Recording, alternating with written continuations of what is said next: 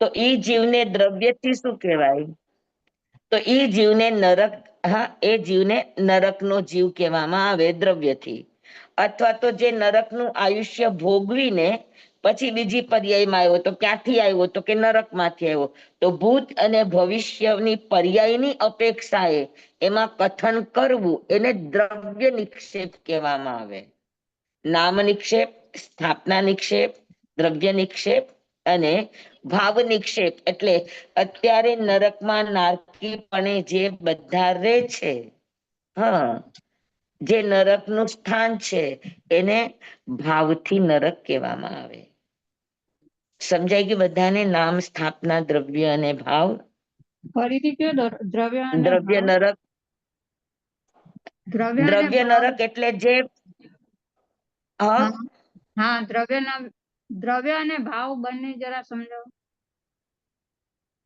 દ્રવ્ય નરક એટલે શું? હા કે અત્યારે ઈ નરકમાં નથી, હા પણ અહીંયાથી આયુષ્ય પૂરું કરીને નરકમાં જનારા છે. એટલે નરકનું આયુષ્ય બાંધી લીધું છે, પણ હજુ એ મનુષ્ય અને તિર્યંચ ગતિમાં છે. ઓકે. ભવિષ્યમાં ક્યાં જનારા છે?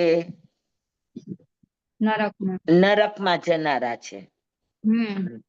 હા, જેમ કે કોઈ દીક્ષા લેનારા હોય, દીક્ષા લીધી નથી પણ હા દીક્ષા લેવાના છે, એને આપણે ભાવ દીક્ષાર્થી જેને આપણે કહીએ છીએ, તો એને હા દ્રવ્ય હા સાધુ કહેવાય. દ્રવ્યથી સાધુ કહેવાય કે સાધુપણામાં આવવાના છે. આવવાના છે. ઓકે. બરાબર. હા. એવી રીતે જે જીવોએ નરકનું નરકમાં આયુષ્ય બાંધી લીધું છે, બાંધી લીધું છે. પણ હજુ એ મનુષ્ય અને તિર્યંચ ગતિમાં છે, તો હા એ બધા જીવોને દ્રવ્યથી નારકી કહેવામાં આવે. તો નારકી દ્રવ્યથી કહેવામાં. નરક, હા, હા. હા અને હા અથવા તો જે જીવ નરકમાં હતા અને ત્યાંથી હમ. આયુષ્ય પૂરું કરી અને મનુષ્ય તિર્યંચમાં આવ્યા, હા તો એ હા પૂર્વમાં ક્યાં હતા? નરકમાં હતા. નરકમાં હને? હતા. હા તો હા ભૂતકાળની પર્યાયની અપેક્ષાએ અને ભવિષ્યની પર્યાયની અપેક્ષાએ કથન કરવું એને દ્રવ્ય નિક્ષેપ કહેવામાં આવે. ઓકે. હમ. સમજાણું? હા હા, બરાબર. પછી હમ. ભાવથી એટલે જે નરકમાં અત્યારે ઓલરેડી છે. હા હા, અત્યારે હમ. નરકના સ્થાનમાં જે વિદ્યમાન છે, તો એને ભાવથી નરક કહેવાય. અચ્છા. કોઈ નામથી નરક હોય, કોઈ સ્થાપનાથી નરક હોય, કોઈ દ્રવ્યથી નરક હોય, કોઈ ભાવથી નરક હોય, હા કોઈ ક્ષેત્રથી નરક હોય, કોઈ કાળથી નરક હોય. ક્ષેત્રથી એટલે સમપૃથ્વીથી નીચે જાવ જે નરકનું વર્ણન ચાલે છે, એ બધું ક્ષેત્રથી નરક લોક છે. હમ. અને કાળથી જેટલો સમય એ નારકીની પર્યાયમાં રે એ કાળથી નરક છે. હમ. સમજાણું બધાને બરાબર? હા હા, તો નામ, સ્થાપના, દ્રવ્ય, ભાવ, કાળ અને ક્ષેત્ર. હમ. દ્રવ્ય, ક્ષેત્ર, કાળ અને ભાવ અને નામ અને હમ. સ્થાપના બધાની અપેક્ષા એ ગણો તો તમે નરકના 6 પ્રકાર કરી શકો શબ્દની રૂપે. હમ. કે ભાઈ નામથી નરક, સ્થાપનાથી નરક, દ્રવ્યથી નરક, ભાવથી નરક, કાળથી નરક અને ક્ષેત્રથી ક્ષેત્રથી. નરક. હમ. બરાબર. તો આ હમ. બધા નરકના શબ્દને લઈને આ બધી વ્યાખ્યાઓ છે. પણ આ અધ્યયનની અંદર વર્ણન કયું છે? તો કે અત્યારે જેવો ભાવથી નરકનો અનુભવ કરી રહ્યા છે, ક્ષેત્રથી જે નરકના સ્થાનમાં છે, કાળથી જે કમસે કમ 10,000 વર્ષ અને ઉત્કૃષ્ટ 33 સાગરોપમની કાળ સ્થિતિની અંદર વર્તમાન છે, એ નારકી હમ. જીવોની વાત આ અધ્યયનની અંદર છે. 5મા અધ્યયનની અંદર. સમજાઈ ગયું બધાને? જી. બધાને સમજાઈ ગયું બરાબર? જી સ્વામી. જી સ્વામી. હા, બરાબર. તો આ એક ખાલી સામાન્ય રૂપે એની વ્યાખ્યા કરીને હવે તમને ક્ષેત્રથી નરક બતાવે છે કે ભાઈ હમ ક્ષેત્રથી નરક કોને કહેવાય? ક્ષેત્રથી નરક ક્યાં આવી, કયા ક્ષેત્રમાં આવી? તો કે 14 રાજુ લોકમાં અધોલોકની અંદર નરકનું સ્થાન છે. બરાબર. હવે અધોલોક થી એટલે સમ પૃથ્વીથી તમે 1000 યોજન નીચે જાઓ એટલે પેલી નરકનું શરૂઆત થાય. એમાં પેલી નરકના શરૂઆતમાં રત્નના થડ છે, પથ્થરના થડ છે. બરાબર. હમ હમ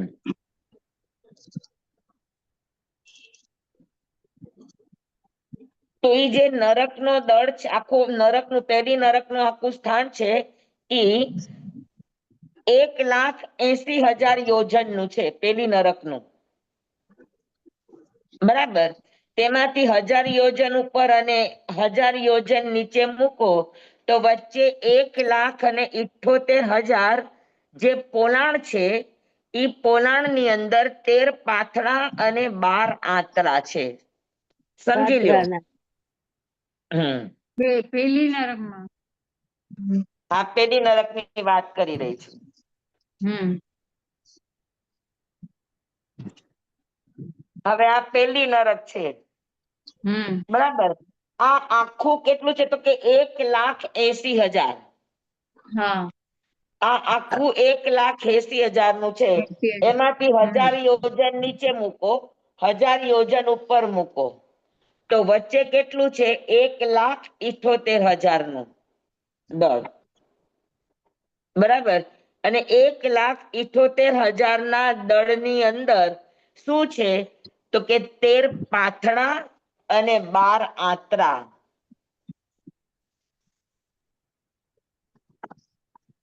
પાથડા સળંગ છે, આંતરા વચ્ચે ગેપે ગેપે છે. હું તમને જસ્ટ એક બતાવી દઉં. હા,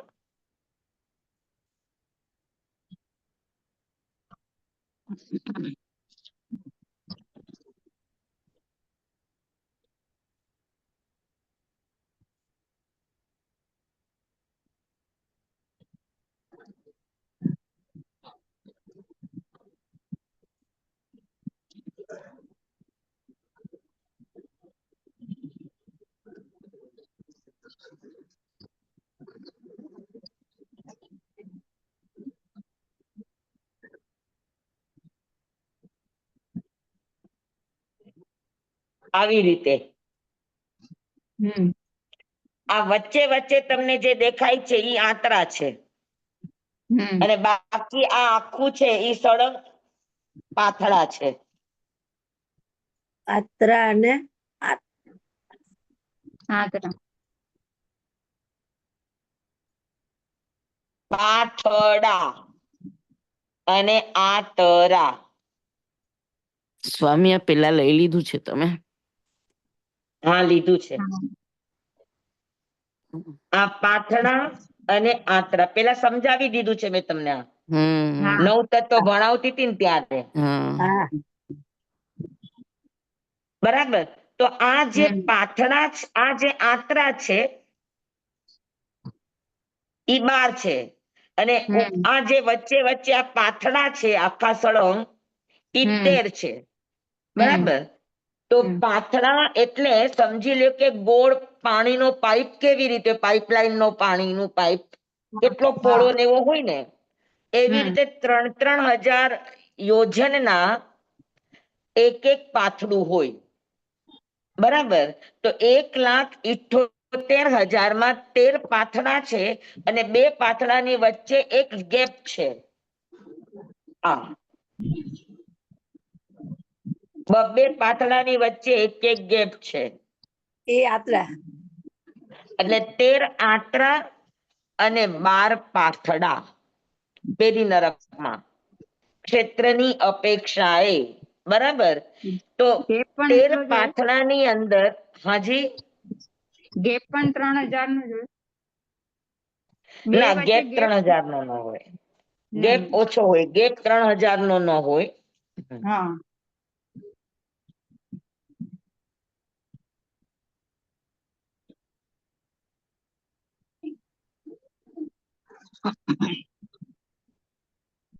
આમાં છે ને આંતરાનું માપ નથી આપ્યું, પણ પાથડાનું આપ્યું છે કે પાથડા હમ, 3,000 યોજનના છે, બરાબર. અને એની વચ્ચે વચ્ચે ગેપ રૂપે આંતરા છે. તો એમાં પહેલું 12 આંતરા છે પેલી નરકમાં. એમાંથી પહેલા 2 આંતરા, પહેલું અને બીજું, આ 2 આંતરા છોડીને બાકીના 10 આંતરાની અંદર 10 અસુર કુમાર આદિ દેવ રહે છે, ભવનપતિ દેવ.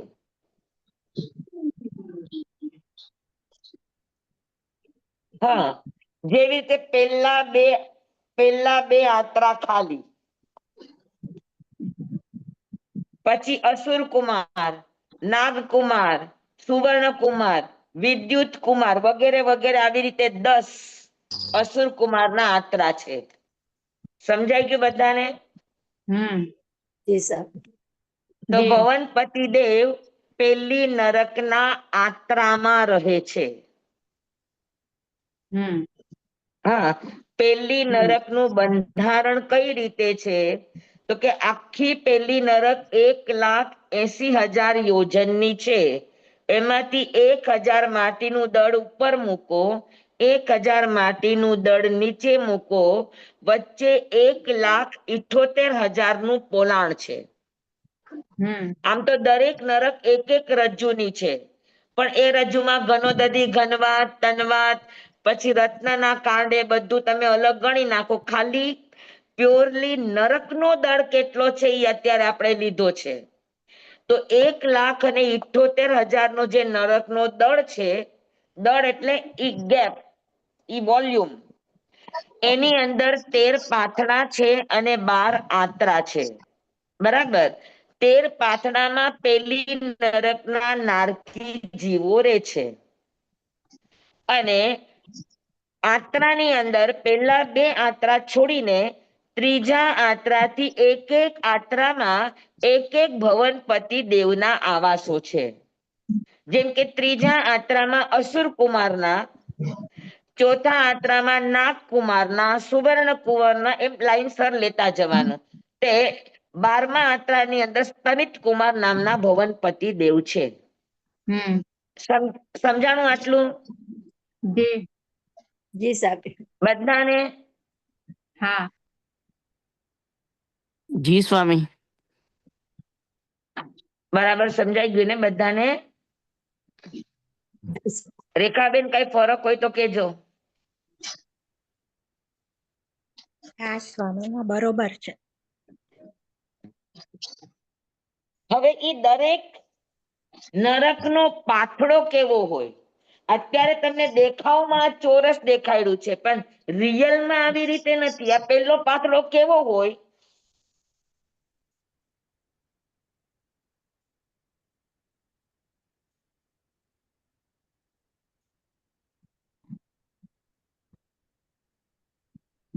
આવો ગોળ હોય. આ પેલો પાથડો છે. સમજાણું? અને આ પેલા પાથડામાં નારકી જીવો કઈ રીતે રહે? તો કે નારકી જીવોને રહેવાના સ્થાનને નરકાવાસ કહેવામાં આવે, બરાબર. તો પેલી નરકની અંદર 30 લાખ નરકાવાસા છે. તો 30 લાખ નરકાવાસા પેલી નરકમાં કેવી રીતે હોય? તો કે સૌથી જે વચ્ચે છે, વચ્ચે એક ગોળાકાર નરકાવાસ છે. નરકના આવાસના 4 આકાર હોય: ગોળાકાર, ત્રિકોણાકાર અને ષટકોણાકાર અથવા તો ચોરસ આકાર, અને બાકી બધા ફૂલની પાંખડી જેવા વિખરાયેલા આકારો છે. તો સૌથી પહેલા વચ્ચે જે ગોળ નરકાવાસ છે, આ નરકાવાસને ઇન્દ્રક નરકાવાસ કહેવામાં આવે.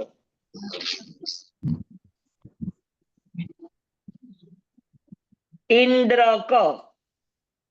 આ નરકના આવાસમાં રહેનારા નારકીને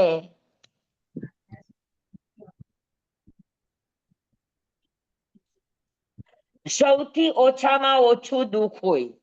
આ પેલા પ્રતરમાં, આ પેલા લેયરમાં, પેલા પાતળામાં જેટલા નારકી છે, સૌથી ઓછું પાપ કરનારા, ઓછું દુઃખ ભોગવનારા નારકી આ નરકાવાસમાં હોય. તો સમકીટી હોય એમાં? સમકીતી હોય ને મિથ્યાત્વી હોય. ઓકે.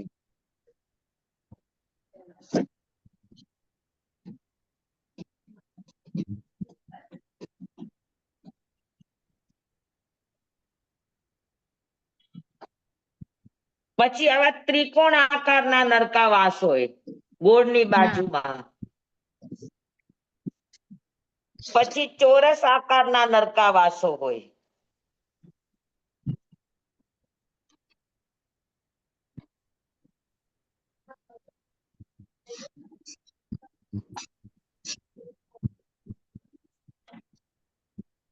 આ રીતે, બરાબર. પછી એના ઉપર ફરી પાછા ગોળ, ફરી પાછા ત્રિકોણ, ફરી પાછા ચોરસ, એવી રીતે આખા લાઈનબદ્ધ ગોઠવાયેલા હોય.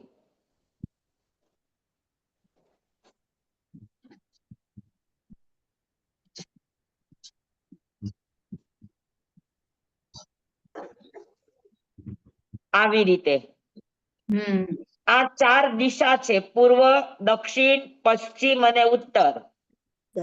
પૂર્વ એવી રીતે 4 દિશામાં પણ આવા લાઈનસર દેવલોકો છે, નરકાવાસો છે.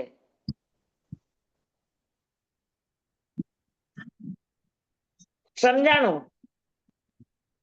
તો 4 દિશા અને 4 દિશામાં આવા જે નરકાવાસો છે એ બધાને કહેવાય આવલિકાબદ્ધ નરકાવાસ. શું કહેવાય? આવલિકાબદ્ધ. આવલિકા એટલે પંક્તિબદ્ધ, લાઈનસર. તો આ બધા નરકાવાસો લાઈનસર હોય, એક પછી એક પછી એક પછી એક. આખું આ એક રાજ્ય પ્રમાણ આ પ્રતર છે. એ પ્રતરમાં 4 દિશા અને 4 દિશાની લાઈનમાં ગોળ, ત્રિકોણ, ચોરસ, ગોળ, ત્રિકોણ, ચોરસ, એમ લાઈનસર 3 આકારના નરકાવાસો છે. આ બધા નરકાવાસને આવલિકાબદ્ધ નરકાવાસ કહેવાય.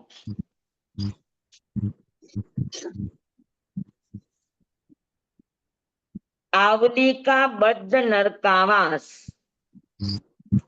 કોને કહેવાય? આ બધા ગોઠવાયેલા છે નરકાવાસ. જે બધા લાઈનમાં ગોઠવાયેલા ગોળ, ત્રિકોણ, ચોરસ, ગોળ, ત્રિકોણ, ચોરસ, એક ક્રમ પ્રમાણે 4 દિશા અને 4 દિશામાં આ 3 આકારના લાઈનમાં ગોઠવાયેલા નરકાવાસોને આવલિકાબદ્ધ નરકાવાસ કહે છે. સૌથી ઓછા કર્મ વાળા અહીંયા ઉત્પન્ન થાય. પછી એનાથી થોડા વધારે છે એ આ બધા લાઈનોના નરકાવાસોમાં ઉત્પન્ન થાય. અને સૌથી વધારે હોય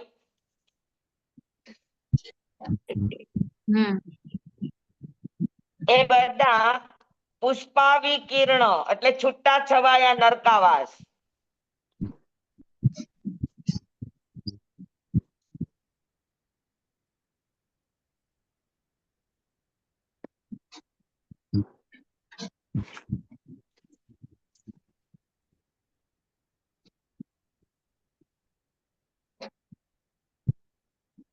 બતાવું હમણાં તમને બધાને.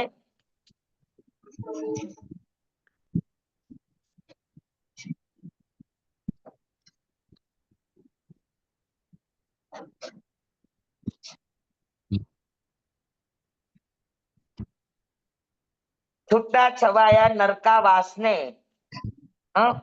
પાંદડી વિખરાય અને જેમ છૂટી છવાઈ પડે એમ છૂટા છવાયા નરકાવાસ, આ જોઈ લો તમે આજુબાજુમાં, એ બધાને પુષ્પાવિકીર્ણ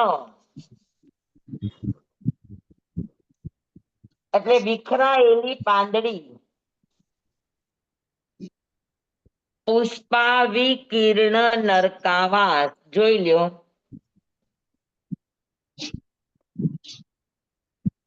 પુષ્પા સમજાણું બધાને? આ ચાર દિશા અને ચાર વિદિશામાં ગોળ ત્રિકોણ ચોરસ એક ક્રમ પ્રમાણે ગોઠવાયેલા નરકાવાસોને કયા નરકાવાસ કહેવાય? આવલિકા. હા, આવલિકા આવલિકા આવલિકા બદ્ધ નરકાવાસ. આવલિકા નહીં, આવલિકા બદ્ધ, લાઈનમાં બંધાયેલા. ઓકે. આવલિકા એટલે લાઈન. સમજાય કે બધાને? અને પુષ્પ પાંદડીની જેમ વિખરાયેલા છૂટા છવાયા નરકાવાસોને શું કહેવાય? પુષ્પાવિકર્ણ. પુષ્પાવિકીર્ણ નરકાવાસ. સમજાય કે બધાને? જી. પાકું? પાક્કું. પાકું પાકું. બધાને સમજાઈ ગયું? જી સ્વામી. Okay, very good. જી સ્વામી. બરાબર. હવે સૌથી ઓછું આ ઇન્દ્રક નરકાવાસ વચ્ચેનું, ત્યાં સૌથી ઓછા કર્મ વાળા હોય. જનરલી પેલા પ્રતરની અંદર, પેલા પાથડાની અંદર, પછી એનાથી ઓછા, એનાથી વધારે કર્મ વાળા આવલિકાબદ્ધમાં, અને એનાથી વધારે પુષ્પાવિકીર્ણમાં જનરલી, અને બાકી આ દક્ષિણ દિશા છે તો દક્ષિણ દિશામાં વધારે કર્મ વાળા અને ઉત્તર દિશામાં ઓછા કર્મ વાળા નારકી જીવો રે. સમજાય ગયું બધાને? દિશાની અપેક્ષાએ દક્ષિણ દિશામાં ભારે કર્મી અને ઉત્તર દિશામાં હળવું કર્મી. પછી દક્ષિણમાં પણ ઇન્દ્રક નરકાવાસમાં ઓછા, એની કરતા આવલિકાબદ્ધમાં વધારે, એની કરતા પુષ્પાવિકીર્ણમાં વધારે. એવી જ રીતે ઉત્તરમાં સૌથી ઓછા કર્મ વાળા ઇન્દ્રકમાં, એનાથી વધારે વાળા આવલિકાબદ્ધમાં, અને એનાથી વધારે આ પુષ્પાવિકીર્ણમાં. સમજાય ગયું બધાને? હા. તો 30 લાખ નરકાવાસા આ આવલિકાબદ્ધ અને પુષ્પાવિકીર્ણ બધા મળીને 30 લાખ નરકાવાસા છે પેલી નરકમાં.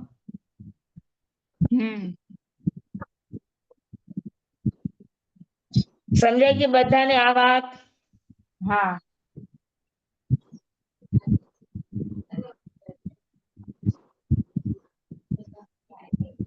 હા, બધાને બેસી ગયું એકદમ?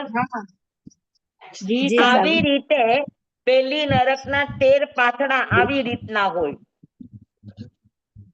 7 નરકના પાથડા આવી રીતે હોય. જી સ્વામી. બરાબર?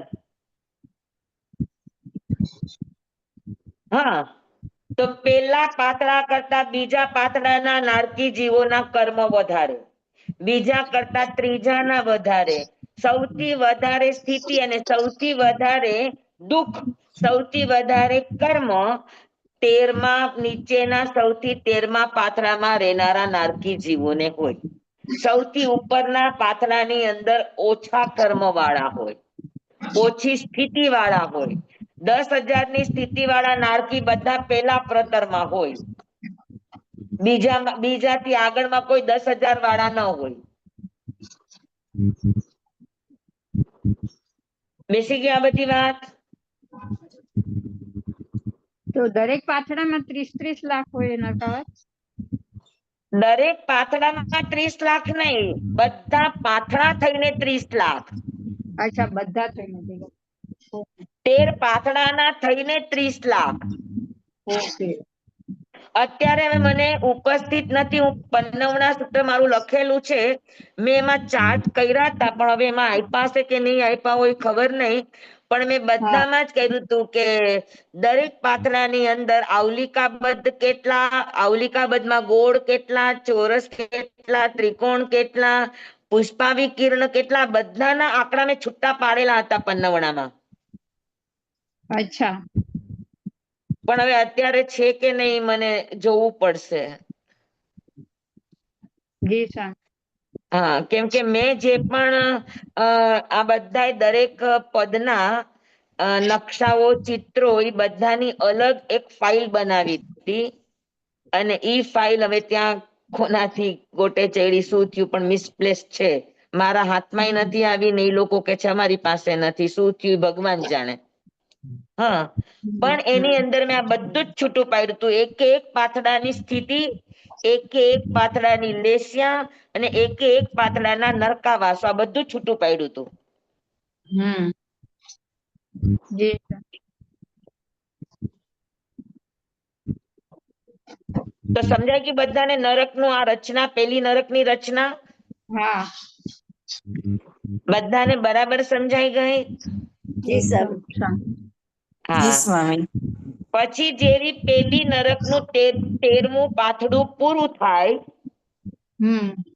એટલે તરત જ નીચે બીજી નરકનું ક્ષેત્ર શરૂ થાય, પણ બીજી નરકનું અને પેલી નરકના ક્ષેત્રની વચ્ચે ઘનોદધિ, ઘનવાત અને આકાશ, ઘનવાત, તન્વાત અને આકાશ.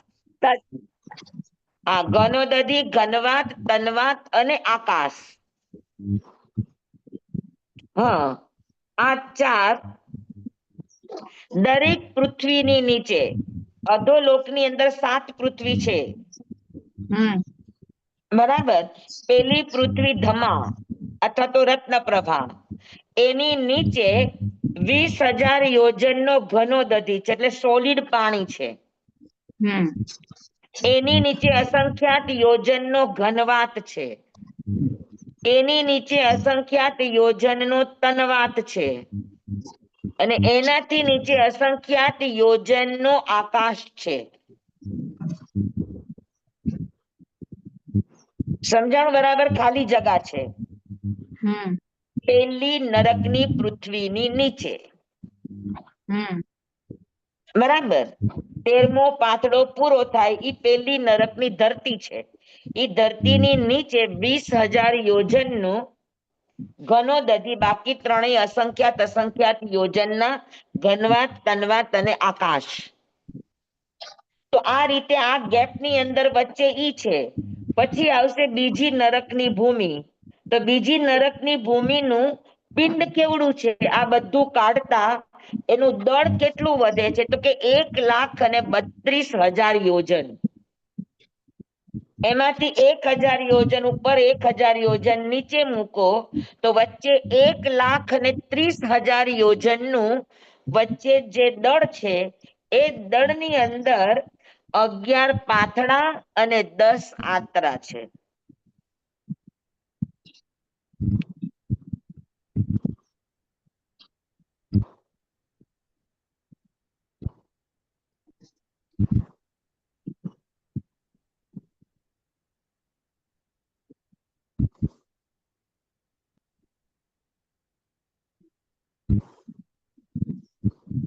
સમજી લ્યા, પેલી નરકની ધરતી છે, એની નીચે 20,000 યોજનનો ઘનોદધિ, અસંખ્યાત યોજનનો ઘનવાત, અસંખ્યાત યોજનનો તન્વાત, અસંખ્યાત યોજનનું આકાશ. હા, પછી બીજી નરકની આ ધરતી, તો બીજી નરકની ધરતીનું આ દળ કેટલું, તો કે 1,32,000 યોજન. એમાંથી 1,000 ઉપર અને 1,000 નીચે છોડો તો વચ્ચે 1,30,000 નું દળ બચે. 1,30,000 ના દળની અંદર 11 પાથડા અને 10 આંતરા છે. સેમ આવા જ, આવી જ રીતના હા. સમજાણું? પણ ફરક શું? તો કે પેલા નરકના આત્રામાં 12 માંથી 2 ખાલી છે અને 10માં ભવનપતિ 10 ભવનપતિ દેવ રે છે. અસુર કુમાર અને નવનિકાય આ 10 દેવો ત્યાં રે છે. બીજી નરકના પાથડામાં નારકી જીવ છે, પણ આત્રા બધા જ ખાલી છે, શૂન્ય છે. ત્યાં કોઈ પંચેન્દ્રિય જીવો રહેતા નથી, કે ત્રસ જીવો રહેતા નથી. સમજાણું? આ પેલી નરક નું દળ, આ બીજી નરક નું દળ. ફરી પાછું નીચે 20,000 યોજન નો ઘનો દધી અસંખ્યાત યોજન અસંખ્યાત યોજન અસંખ્યાત યોજન ના ઘનવાત તનવાત અને આકાશ. પછી ત્રીજી નરક શરૂ થાય તો એનું દળ કેટલું બચ્યું? તો કે 1,28,000 યોજન. એમાંથી ઉપર એક નીચે એક મૂકો એટલે 1,26,000 નું દળ રહ્યું. 1,26,000 દળ માંથી 9 પાથડા અને 8 આત્રા. આત્રા બધા ખાલી અને પાથડામાં નારકી જીવો આ રીતે જ. પણ નરકાવાસની સંખ્યા ઓછી, અને ઈ ઓછી નરકાવાસની સંખ્યા એટલે પુષ્પાવિકીર્ણ નરકાવાસો ઓછા થઈ ગયા. તો બીજી નરકમાં 25 લાખ નરકાવાસ, ત્રીજી નરકની અંદર 15 લાખ નરકાવાસ. પેલામાં 30, બીજામાં 25, ત્રીજામાં 15. બરાબર.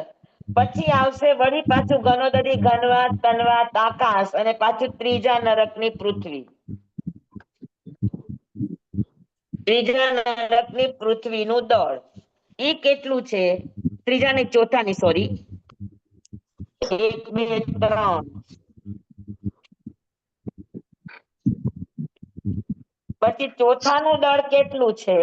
તો કે 1,20,000 નું દળ. એમાં હજાર ઉપર નીચે માટીના દળ છોડો તો વચ્ચે 1,18,000 યોજન નું દળ છે, જેની અંદર 7 પાથડા અને 6 આત્રા છે. બધાને સમજાય છે કે માથા ઉપરથી જાય છે? સમજાય છે. ઓકે. ત્યાર પછી પાંચમી નરક નું દળ સ્વામી. 1,18,000 નું છે. સ્વામી, એમાં હજાર ઉપર નીચે મૂકો તો 1,16,000 યોજન નું દળ છે, જેમાં 5 આત્રા અને 4 5 પાથડા અને 4 આત્રા છે, અને 10 લાખ નરકાવાસ છે. દરેકમાં પાછું આતળા પાછળ વચ્ચે વચ્ચે આવે જ વધારે. આવે. ખાલી 7મી નરકમાં આત્રા નહીં આવે, ખાલી એક પાથડો જ આવશે. અચ્છા. બરાબર. પછી 6ઠ્ઠી નરકની અંદર, સોરી, 5મી નરકની અંદર તો આપણે વાત થઈ 3 લાખ નરકાવાસ. 6ઠ્ઠી નરકની અંદર 1,16,000 યોજન નું દળ છે. એમાંથી ઉપર નીચે હજાર મુકતા 1 ને 14 નું છે. એમાં 3 પાથડા અને 2 આત્રા છે. હવે 3 પાથડા એટલે 3,000 એટલે 9,000 તો ઈ જ થઈ ગયું.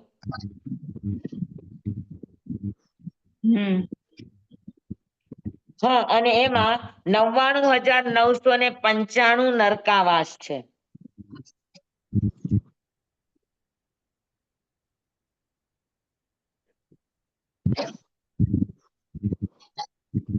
અને છેલ્લું 7મી નરકની અંદર 1,08,000 નું દળ છે. એમાં ઉપર 52,500 અને નીચે 52,500 નું દળ છોડો તો વચ્ચે 3,000 નું પોલાણ છે. ઈ પોલાણ ની અંદર એક પાથડો છે, આત્રા નથી, અને એની અંદર 5 નરકાવાસ છે. એ 5 નરકાવાસ એટલે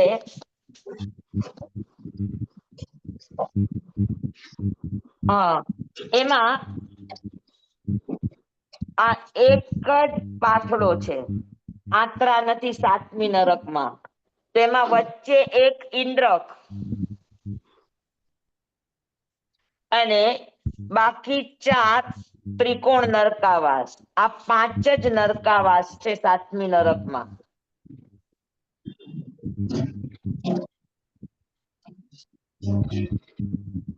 હા, તો 7મી નરકમાં આ 5 જ નરકાવાસ હોય.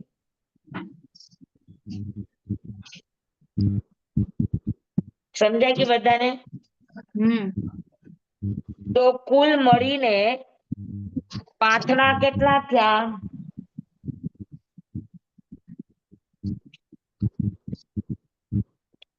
13, 11, 9, 7, 5, 3 અને 1. ગણો કેટલા થયા? 13, 11, 9. 13, 11, 9, 7, 5, 3 અને 1. 49 થાય છે. હા 49. બરાબર, તો હા 49 પાથડા છે. અને આત્રા કેટલા છે? 48, 12, 10, 8, 6, 4 અને 2. કેટલા થયા? 48 નહીં આવે, કેટલા થશે? 12 ને 10, 22, 22 ને 8, 30, 36, 40, 42. હા, આત્રા ઓલા 42 49 અને પાથડા 49. બરાબર, અને 49 પાથડાની અંદર નરકાવાસ કેટલા? તો કે 84 લાખ. પેલી નરકના 30 લાખ, 25 લાખ, 15 લાખ, 10 લાખ, 7 લાખ, 99,995 અને 5. એટલે 5 તમે ઉપરમાં નાખી દો એટલે 1 લાખ નરકાવાસ. તો કુલ મળીને 84 લાખ નરકાવાસ છે, જેમાં નારકી જીવો રહે છે, કુંભીની અંદર ઉત્પન્ન થાય છે. સમજાય ગયું બધાને? હમ તો નરક સ્વામી નું આખું. હા, હા બોલો. પણ 84 લાખ આપડા કે છે 84 લાખ આમાં થાય કેટલા ખબર? હ 84 લાખ ભાવ કે છે આપડા તો 84 લાખ યોની કેવાય, યોની. હા એવું. પણ આમાં 84 કેટલા લાખ ભાવ હે? નરકાવાસાની યોની 4 લાખ જ છે. 4 લાખ નારકી, 4 લાખ દેવતા. તો નારકીની યોની કેટલી? 4 લાખ. 4 લાખ. હા. નરકાવાસ, નારકી જીવોને રહેવાના આવાસ કેટલા? 84 લાખ. રહેવા માટે. બરાબર. જી સ્વામી. તો ક્ષેત્રથી 7 નરક સમજાઈ ગઈ. પાથડા અને આત્રા 49 પાથડાની અંદર નારકી જીવોના 84 લાખ નરકાવાસા છે, અને ઈ નરકાવાસાની અંદર અસંખ્યાત નારકીઓ અત્યારે વર્તમાનમાં છે. બરાબર, અને 42 આત્રા છે, એમાંથી પેલા 2 આત્રા છોડીને 10 આત્રામાં ભવનપતિ દેવ રે છે, અસુરકુમાર આદિ 10, અને બાકીના નીચેના પણ બધા આત્રા ખાલી છે. તો 42 માંથી ખાલી 10 કાઢી નાખો, બાકીના 32 આત્રા ખાલી છે. પેલા 2 અને નીચેના 30, કુલ મળીને 32 આત્રા ખાલી છે, શૂન્ય છે. ત્યાં કોઈ પણ જીવોના, પંચેન્દ્રિય જીવોના રહેવાના આવાસ નથી. તો આ આખું નરકનું ક્ષેત્રથી વર્ણન થયું. હા, અને નરકમાં ગમે તે પાથડામાં ઈ નરકના પાતળાની અપેક્ષાએ સૌથી વધારે દુઃખી જીવો, સૌથી વધારે કર્મવાળા જીવો તમને દક્ષિણ દિશામાં જ મળે. ઉત્તર દિશામાં અપેક્ષાએ ઓછા કર્મવાળા. ઓછા. બરાબર. તો અને બધા તે 49 પાથડા ઊંચાઈમાં 3000 યોજનના અને લંબાઈ અને ચોડાઈની અંદર અસંખ્યાત યોજન લાંબા પોળા ગોળાકારે છે. હા, અને એમાં નારકી જીવોને ઉત્પન્ન થવાની શું હોય તો કે કુંભીઓ હોય. નારકી જીવો શેમાં ઉત્પન્ન થાય? કુંભીમાં. કુંભીમાં. કુંભીમાં જેનો જન્મ થાય એને કયો જન્મ કહેવાય?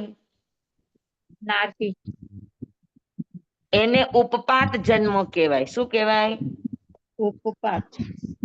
હા, નારકી અને દેવતાના જન્મને દેવતાઓ દેવસૈયામાં ઉત્પન્ન થાય, નારકી કુંભીમાં ઉત્પન્ન થાય. તો કુંભી અને સૈયા આ બંને જન્મને ઉપપાત જન્મ કહેવાય.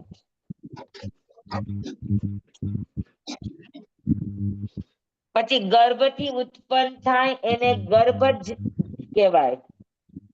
ઉપપાત જન્મ, પછી ગર્ભ જ જન્મ, અને એ સિવાયના જેટલા પણ જન્મ છે એ બધાને સમૂર્છિમ જન્મ કહેવાય. તો જન્મ 3 પ્રકારના: ઉપપાત, ગર્ભજ અને સમૂર્છિમ. અથવા 2 ભાગ પાડો તો ઉપપાત અને ઉપપાત નહીં, ગર્ભજ અને નો ગર્ભજ. જન્મના તમે મૂળમાં 2 ભેદ કરો તો ગર્ભથી જન્મ લેનારા અને ગર્ભ વગર જન્મ લેનારા. ગર્ભ વગર જન્મ લેવા વાળા 2 પ્રકારના: ઉપપાત, એ પણ નો ગર્ભ જ કહેવાય, એટલે ગર્ભ વગર ઉત્પન્ન થનારા, અને સમૂર્છિમ, એને પણ નો ગર્ભ જ કહેવાય. જોઈ લ્યો, આ શબ્દ કોઈ પણ આગમમાં આવે પણ એનો અર્થ આ જ થાય. વાત. વાંચ્યું?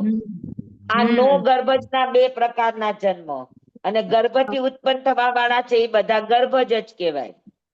અને સંચેત. હા, આ સંચેત ને સમૂર્છિમ. સમુચિત. જુઓ તમે લખ્યું છે બરાબર, સમૂર્છિમ.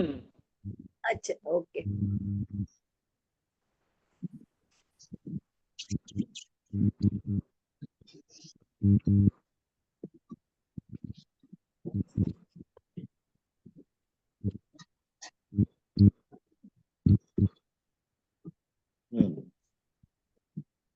સ્વામી, તો એક આ પ્રશ્ન રીતે છે. સ્વામી, બોલો બોલો. સૈયાનું દેવો થાય તો ઈ ઉપપાતમાં નો ગર્ભજમાં ન આવે? એ નો ગર્ભજ જ કહેવાય. નો ગર્ભજ જન્મ 2 રીતના હોય, એક ઉપપાત રીતે અને બીજા સમૂર્છિમ રૂપે. નારકી દેવતા બંને ઉપપાત કહેવાય. નારકી કુંભીમાં ઉત્પન્ન થાય ને દેવસૈયામાં ઉત્પન્ન થાય. પણ આ બંને જન્મને નો ગર્ભજ જ કહેવાય, ઉપપાતને પણ. અને બીજા છે સમૂર્છિમ. જી સ્વામી. સ્વામી, એક કુંભીમાં ઘણા બધા નારકી હોય. ના, એક કુંભીમાં એક નારકી ઉત્પન્ન થાય, એને બહાર કાઢો પછી બીજો આવી શકે. એવી અસંખ્યાત કુંભીઓ હોય. હા, અચ્છા, હા.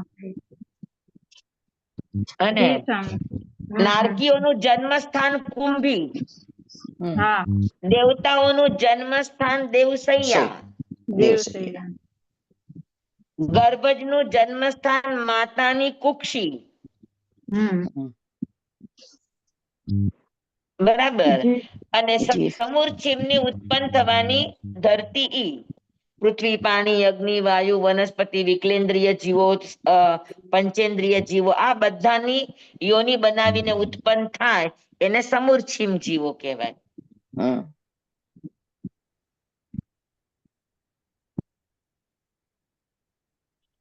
તો સમજાઈ ગયું બધાને?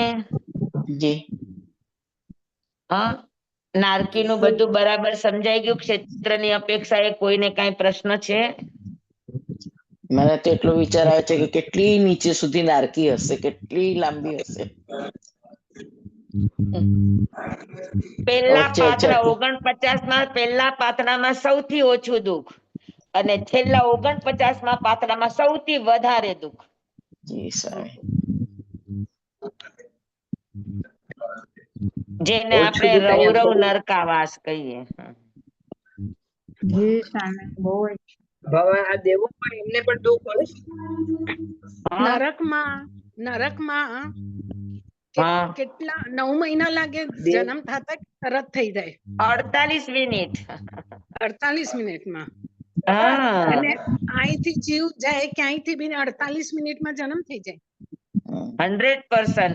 અને અને 48 મિનિટની અંદર ઈ મોટો થઈ જાય, જેવડો જોઈએ એવડો. જેમ અને દેવ બી એવી એ રીતે પણ એમ જ.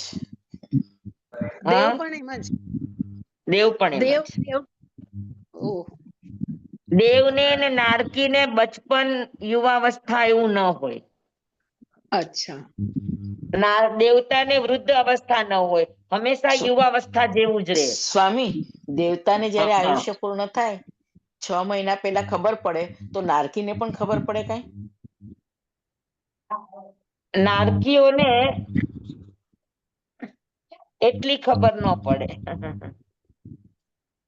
દેવતાઓને તો ઓલી ફૂલની માળા કરમાવા માંડે એટલે ખબર હા પડે. હા, એટલે જ પૂછ્યું છું કે નારકીઓને પણ નારકી એવું કઈ પાસે હોય? એવું કોઈ અવલંબન નથી. જી નરકમાં ભવનપતિ દેવ ને બધા એ લોકોને દર્દ હોય, પીડા હોય.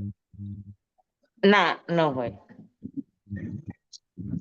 હા, જેમ આપણે ગાડી હોય ને, રેલવેની ગાડી.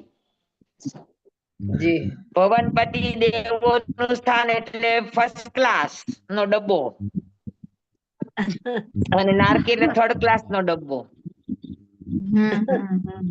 માસ્તીજી હા, આ ગર્ભજ ને સમૂર્છન માની જે વાત થઈ ને એના માટે એક જરાક પ્રશ્ન હતો. આમ તો આઉટ ઓફ ટોપિક છે, તમે કયો તો પૂછું જરા. બોલો. છે ને ઘણા વર્ષો પહેલા આવી રીતે ન્યૂઝપેપરમાં ને એમ આવ્યું હતું કે કોઈ એક પુરુષ પ્રેગ્નેન્ટ થયો, પછી હવે હા, એને ડિલિવરી આવી કે નહીં એ બહુ ખ્યાલ નથી એ બધી વાત, પણ એ બહુ જ ચર્ચા ચાલી હતી. લગભગ 20-25 વર્ષ પહેલાની કદાચ વાત હશે. તો એવું પોસિબલ છે ખરી સ્વામી કે બધી બની ઉપજાવેલી શકે. વાતો છે? તો એ કેવી ના, રીતે ના, બને? ના, પુરુષ બની શકે. એટલે એને તો પુરુષનું ગર્ભાશય એવું હોય હા કે એનો અમુક અંગો એવા હોય ને અમુક અંગો એવા હોય, આવું કોક વાર બની શકે. ઓ પણ આ બધા રેર કેસ હોય. હા, રેર કેસ. હા, એટલે બરાબર. તો જેમ જેમ અત્યારે બાળક સેક્સ ચેન્જ કરે છે કે નહીં? હા હા હા હા હા બરાબર. તો આવી ઘટનાઓ ટેકનોલોજી દ્વારા કરે. અચ્છા ઓકે. સહજ હા રીતે જેમ સ્ત્રીને ગર્ભ ધારણ થાય એમ એને ન થાય. બરાબર છે. એ જે ઘટના આવી હતી ને એ પણ એને હા મેડિકલ સાયન્સની ઓલાથી લીધી હતી. અચ્છા હા હા હા, બરાબર છે. ઓકે, હમ. એટલે એને ગર્ભાશય ને એવું તો શરીરમાં ન હોય છતાં પણ એ રીતે કઈક કરીને કર્યું હોઈ શકે ને? હવે ટેસ્ટ ટ્યુબ બેબીની રીતે કર્યું હોય કે કેવી રીતે કર્યું હોય હા એનો પૂરો ખ્યાલ નથી એટલે આપણે કહી ન શકીએ, પણ આવી વાત બરાબર. આવી હતી ખરી. હા હા સારું. થેન્ક યુ હા હા હા. માતાજી. Thank you. હાજી. સ્વામી સ્વામી ચાલો હવે મારા અહીંના વિદ્યાર્થીઓ આવી ગયા છે. હા અચ્છા અચ્છા. બોલો. સ્વામી ધન્યવાદ. સ્વામી હા હા પેલી નરકમાં સંગની ને અસંગની બંને જીવો આવીને ઉત્પન્ન થાય છે, તો પણ દુઃખ ઓછું હોય પેલી નરકમાં? એની વાત હું તમને આ સરસ ટોપિક છે, મને આવતી વખતે યાદ કરજો. ઓકે હને ઓકે એ હા સમજવા જેવો છે ટોપિક, મને યાદ કરજો. હને ઓકે. ઠીક છે. હા બરાબર છે. તો આજે આટલું રાખું, મારે અહીંયા વિદ્યાર્થીઓ આવી ગયા છે ભણવા માટે. ધન્યવાદ સ્વામી. હા જમવા ઇદમ વચ્ચામિન હા જમવા ઇદમ વચ્ચામિન મિનખરમ અચખરમ પયહીનમ વિનયહીનમ જોગહીનમ ગોસહીનમ સુઠ્ઠુદીનમ દુઠ્ઠું પડી છે મકાલે કહું સજ્જાઓ કાલે ન કહું સજ્જાઓ સજ્જાએ સજ્જાયમ સજ્જાએ ન સજ્જાયમ ભણતા ગણતા ચિંતવતા વિચારતા સુણતા સાંભળતા જ્ઞાનીઓના અનંત અનંત ભાવો છે, અનંત અનંત પર્યવો છે, અનંત અનંત ગમા છે, અનંત અનંત નહીં છે, અનંત અનંત નિક્ષેપ છે, અનંત અનંત રહસ્ય છે, અનંત અનંત ખુલાસાઓ છે. આમાંથી કોઈ પણ ભાવ ભેદ નહીં, નિક્ષેપ ગમા રહસ્ય ખુલાસાનું સ્ખલન છદ્મસ્ત ભાવે મારા બોલવામાં કહેવામાં સમજાવવામાં આવ્યું હોય, આપના સાંભળવા સમજવામાં આવ્યું હોય તો અરિયાન કેવડી ગુરુ ભગવાન આપની સાક્ષી આત્મા પરમાત્માની સાક્ષીએ તસ્મિત છામી દુકડમ તમેવ સચ્ચમ નિસંકમ જમ જીણેહિમ પવેયમ સેવમ ભંતે સેવમ ભંતે તિબેમી. બધાને ખૂબ ખૂબ ધન્યવાદ. નમો રિહંતાણંગ નમો સિદ્ધાણંગ નમો આયર્યાણંગ નમો વસાયાણંગ નમો લોહે સવ્વ સાહુણંગ ગુરુદેવની આજ્ઞા. શ્રી શ્રી ચતારી મંગલમ અરિહંતા મંગલમ સિદ્ધા મંગલમ સાહુ મંગલમ કેવલી પનત્તો ધમો મંગલમ ચતારી લોગુતમા અરિહંતા લોગુતમા સિદ્ધા લોગુતમા સાહુ લોગુતમા કેવલી પનત્તો ધમ્મો લોગુતમો ચતારી શરણં પવજ્જામિ અરિહંતે શરણં પવજ્જામિ સિદ્ધે શરણં પવજ્જામિ સાહુ શરણં પવજ્જામિ કેવલી પનત્તં ધમ્મં શરણં પવજ્જામિ. ચાર શરણા ચાર મંગલ ચાર ઉત્તમ કરે જે નર ભવસાગરમાં ન બુડે તેહ સકલ કર્મનો આણે અંત મોક્ષ તણા સુખલય અનંત ભાવ ધરીને જે ગુણ ગાય તે જીવ તરીને મોક્ષે જાય. સંસારમાં હી શરણાચાર અવર શરણ નહીં કોઈ જે નર નારી આદરે અક્ષય વિચલ પદવી હોય અંગૂઠે અમૃત વસે લબ્ધિ તણા ભંડાર શ્રી ગુરુ ગૌતમ સ્વામીજી ભગવાન ને સમરીએ તો સદાય મન વાંચિત ફલદાતા સદાય મન વાંચિત ફલદાતા મહાવીર સ્વામી કી જય. પૂજ્ય ગુરુદેવ કી જય. બધાને ખૂબ ખૂબ ધન્યવાદ. હાજી હાજી બધાને જિતેન્દ્ર સુધાભાઈ સ્વામી સાતામાં નીકળી ગયા. સ્વામી આપ સાતામાં જય જીનેન્દ્ર. મથાણા મંદામી સ્વામી. હા મથેર મંદામી. સુધાભાઈ સ્વામી અત્યારે ક્યાં બિરાજે છે? હમણાં ધુલિયા છે. ભૂલ્યા છે. અચ્છા આવતા વીકમાં આવી જશે અંકાઈ. બરાબર. સુસાતામાં મથેર મંદામી. હા હા